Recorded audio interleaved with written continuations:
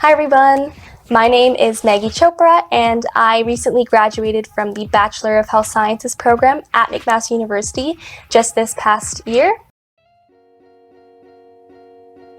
So I actually chose the BHSC program at McMaster because it was a smaller program and I was really looking forward to being part of a more tight-knit community throughout my undergraduate studies, and so I thought it was the perfect fit. One of the reasons why I particularly enjoyed the health sciences program at McMaster is because of their focus on small group, inquiry-based learning. So inquiry is a buzzword that gets tossed around a lot in McMaster in health sci, but I'll definitely be expanding a little bit more about what I mean about inquiry-based learning later on in this video. One of the big pros for the program is that you really get to learn about health, wellness, and illness, but you also learn a lot of soft skills, so things like communication and collaboration through the presentations and through working in small group settings. That's a big emphasis in the program, and I feel like it really does help you develop skills to become a lifelong learner and to kind of apply these skills beyond undergrad as well. So if you're interested in health-related topics and you really enjoy working in groups, then this is definitely a program that I would consider applying to. When it comes to the culture of the health science program at McMaster, I feel that there's sometimes a little bit of misconception. So it is deemed to be a competitive program to get into, but once you're actually part of the health sciences community, I feel like it can be very enriching and a very fulfilling experience because you have both peers and faculty members that are super supportive. It's really nice to be part of a community in undergrad where you can turn to people who will be there for you. I did mention inquiry-based learning, and so what I mean by that is a lot of the learning that you'll be doing in health sciences is very student-driven. So the program really emphasizes things like problem solving and information literacy, which means that you're really identifying the questions. You are the one who's going to be leading, kind of researching the information and also evaluating that information to make sure that it is credible. So all of those things I think are very helpful beyond just undergrad as well. So that's why I really do appreciate all these different skills that you collect as you move through the program.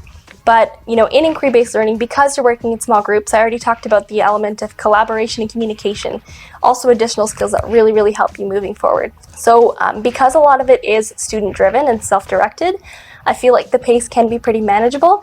I remember being told when I first joined the program that you get as much out of it as you put in. But as you get into second year, one thing that is challenging for some people is that there's a lot of group work. And I personally really, really enjoyed that, but that might not be suited for everybody. So the one thing that's kind of a benefit with the group work is that, again, you're getting the chance to develop your soft skills like communication, but that also means that you're doing a lot of unconventional assessments. So when you're working in groups, a lot of the ways that health sciences courses will assess you is through things like presentations. So I remember in second year, our cell biology and biochemistry courses were largely just presenting with your group members. And that was actually through those experiences that I made some lifelong friendships from people who were in the health sciences program because I spent time with the same group throughout the entire semester. So also just to take a really quick step back and talk about general classes in university. I don't think I necessarily knew this walking in, but typically each of your classes are split into two different components. So you'll have what's called lectures, but you'll also have tutorials. And then also labs, depending on the course that you take. Lectures and health sci classes are typically with the entire cohort. So because it's a smaller program, you will get to see your health sci friends every week when we enter the same lecture hall. So in a lecture, typically it's a professor standing at the front who will be talking about some key things that you need to know about that course and some factual information that you should probably write down. But then you also have tutorials where you're breaking off into smaller groups, and these tutorials are led by what's called teaching assistants or TAs. And it's in these kind of smaller group settings that you're typically doing your presentations, or in these tutorials you will also get the chance to hand in your assessments. It's typically the TAs that will be marking your work. So that's something that I didn't necessarily know when I first transitioned from high school to university. The other little thing that I want to mention about the unconventional assessments is that another thing that's very common in health sci is doing things like reflections. So I personally, when I first walked in, wasn't expecting this for the program, but when you're doing things like your inquiry courses in first year, there isn't a lot of structure in the courses. You're actually the one who gets to guide what you want to make out of that course. So whether that's doing some type of final project with a group of people at the end, or some personal project that you want to embark on, that's definitely an option. And the thing with those types of courses is that reflections play a really key role.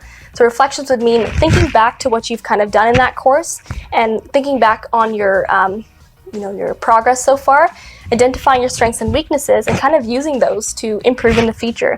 So I think reflections have really helped me become a better learner, because now I'm able to identify things like my strengths and weaknesses, and it's going to play a big role in my life post BHSC as well. So in general, in health sci courses, often there isn't just one correct answer, so you're not going to get lots of multiple choice tests unless you're taking courses like chemistry.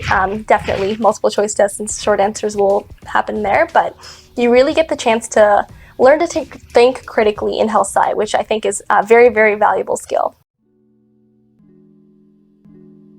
When it comes to the content in this program, you really are looking at health from multiple different lenses. So you might have some cellular biology courses or, some biochemistry courses that are kind of helping you understand the basic biomedical sciences related to healthcare.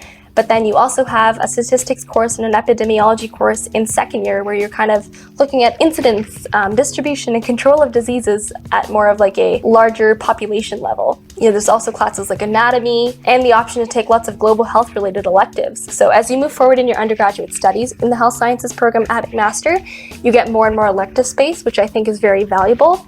The other bit is that at McMaster, there's actually a lot of open courses offered by different departments. So if you're interested in things like sociology or finance or something like that, you definitely have the opportunity to explore those types of courses by stepping out of your department and taking some electives in some different disciplines as well, which I think is really exciting because you can kind of craft a degree based on your interests.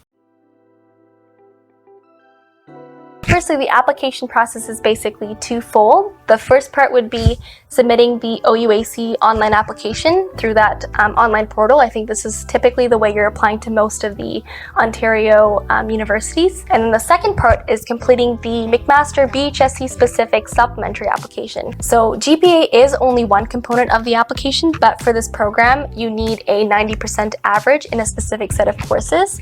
So that doesn't mean that you need a 90% in each of those courses, but as long as you meet that 90% average cutoff, the other component is the supplementary application. And the questions change year to year. They're typically posted on the McMaster BHSC website early on in the year in August or September. But in terms of a quick little tip for the supplementary applications is to really be authentic. Write what's true to you rather than worrying about what you think the admissions committee will be looking for, because there actually are multiple independent eyes that will be reading and scoring your supplementary apps. So if you're honest and you communicate something that you're truly passionate about, I feel like that's the best way to express who you are, how you think, and what you care about. At the end of the day, if you're writing something you're passionate about, that's the best way to connect with the people who will be reading and scoring those applications. Another thing is, I want to emphasize once again that the GPA is not everything. Right, you are totally able to get an offer if your GPA is in the lower 90s range, as long as your supplementary application is strong. On the flip side, even having a high GPA does not guarantee admission. So the big take-home message is that the supplementary application does matter, but what's great is that the questions are very open-ended. And the other thing is there's no one correct answer. So really do write something that you're interested in, because that's how you can share a compelling response and connect with the people who will be reading them on the other end. So it's challenging for me to share specific courses that I think you guys should take in university, because it really does depend on your individual personal interests. One thing that I think people tend to gravitate towards at McMaster is taking what's known as bird courses, which are easy courses, or at least they're thought to be easy. In my experience, it's not necessarily worth taking these so-called bird courses, because if you're not interested in the content, it becomes increasingly difficult to stay motivated and actually study for the course. In my experience, definitely take the time to use your electives to explore courses that you're truly interested in. So don't necessarily be worried about what your other peers are taking, because in undergrad, you really have the chance and the safe space to explore your own interests and really take advantage of that. So I already mentioned how there are quite a bit of elective space in the health sciences program, especially as you move up through the different years, but you actually get a little bit of elective space in first year too. So for me, I had taken an immunology course very early in my undergraduate studies, and that's one of the courses I found so interesting that I continued to take lots of immunology courses and do immunology research, and I'm hoping to be involved in the immunology field post BHSC as well. So I'd recommend to do the same. Take some courses that you think are interesting. That way you can kind of explore your interests in a safe way in undergrad and kind of shape what you want to do next throughout undergrad as well. The only other tip is McMaster actually offers a lot of minors and certificates as well. So definitely explore those early on. So that you can make sure to plan, if you're interested in those things, make sure to plan your electives to fulfill the requirements for that certificate or that minor. But in general, as a take-home message for this question, I would say really encourage you guys to take courses that sound interesting and not worry about what other people might be doing. There are typically two main routes that people kind of take post-BHSC. One of the routes is grad school, so doing something like a master's or a PhD after graduating from the health sciences program. And what's really great is that there's a lot of variety of fields that you can get into, right? You can be doing a master's or a PhD in public health, or even in the basic sciences if you're interested in working in a lab setting or clinical research as well. The other common route is to go to professional school, so things like medicine, but even things like law, right? So because of all the elective space that you get, sometimes people find interests in associated disciplines, like something that might be a little bit different from health, and that's totally okay. So you definitely have the flexibility after you graduate to explore, lots of different jobs. In general, I would say to definitely keep an open mind when you're walking into the program, because you definitely have the time to explore your interests. So don't be too worried about what you want to do next. Really take your time in undergrad to explore your interests.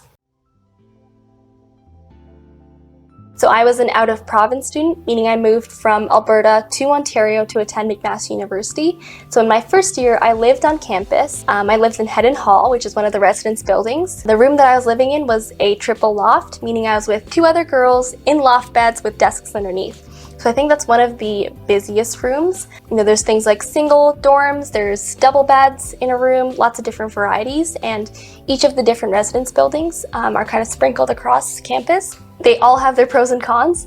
I did enjoy my time at Hedden, but I think in general, living in residence is a really great experience to meet new people, especially if you're new to the area. It really did help me to connect with people who are outside of the health sciences department as well. I met lots of people in different programs, and some of these people ended up being my friends all the way throughout my 4 years at McMaster. So I really do recommend, if you're on the fence about living on campus, give it a shot for your first year. You always have the opportunity to move out. I decided to move off campus in second year. It was really a great experience, but one of the things that I think I overlooked when I first signed a house off campus was the idea that grocery stores would be important for me. So because I was living with a group of students in a house, that meant I was often cooking my own food instead of buying food from out.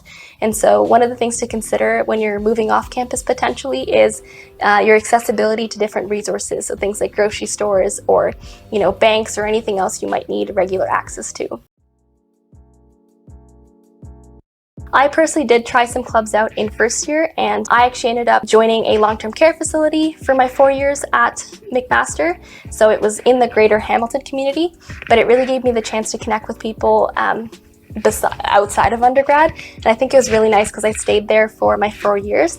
So I definitely explore options to get involved in, the health sciences community, the broader McMaster community, and the even greater Hamilton community if that's something that you're interested in. When it comes to making friends in general, I did already talk about living in residence, but I think the other little bit is the amount of clubs that are offered at McMaster. I feel like there are so many things when you enter undergrad. There's lots of opportunities to kind of find your group of people and the people that you genuinely enjoy being around. One of the ways you can do that is through the clubs that you get involved in. There's lots of ways to kind of connect with people in undergrad. So take that opportunity and really step out of your comfort zone. So at McMaster, I really did appreciate the opportunity to meet people from all different backgrounds. There is a push towards ensuring there's more diversity in the health sciences program itself as well now. So for example, if you're an Indigenous applicant or a Black applicant, there are opportunities to be considered under the Facilitated Indigenous Admissions Program, or the FIAP, as well as the Equitable Admissions for Black Applicants process, or the EABA.